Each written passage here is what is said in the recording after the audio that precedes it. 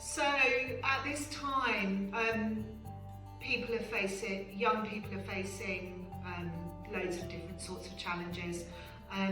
There was a survey that was done recently in part of Hertfordshire, and these were young people between the ages of 11 and 18.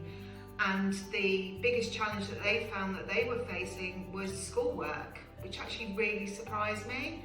And the other things were things to do with friends, feeling lonely, lots of sort of different things like that.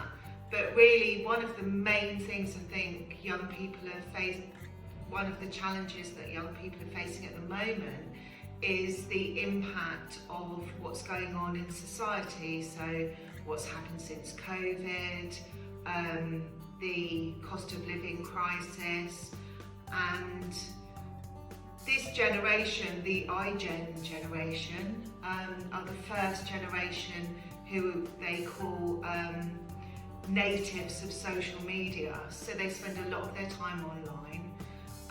That can cause all sorts of issues, but it keeps them connected but disconnected.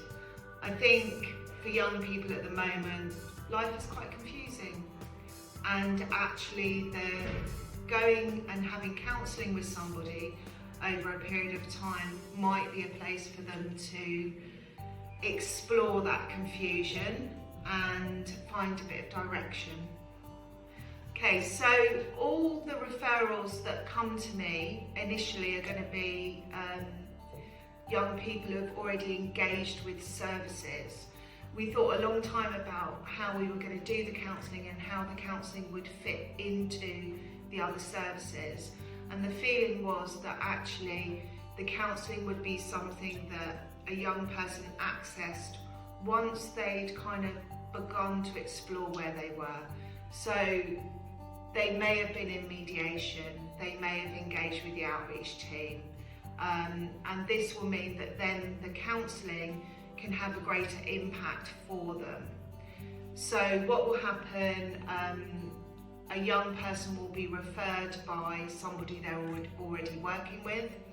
I will get basic details from them, and then what I'll do is I'll make contact with them, and we'll do an initial session where we do a kind of questionnaire which will give me a lot of information about where they are. And during that session we'll agree 3 main things that they would like to work in the counselling.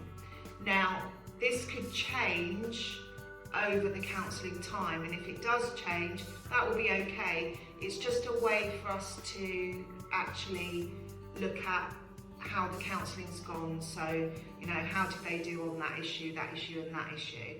And it will give me a way to focus the counselling slightly and kind of give us an initial kind of road to follow. I think would be their relationships improving, them being able to manage, maybe they've got an addiction that they're being able to manage better, that they maybe, the counselling helps them to sort through maybe feelings of anxiety or depression, and they maybe go back to work or they go back to college.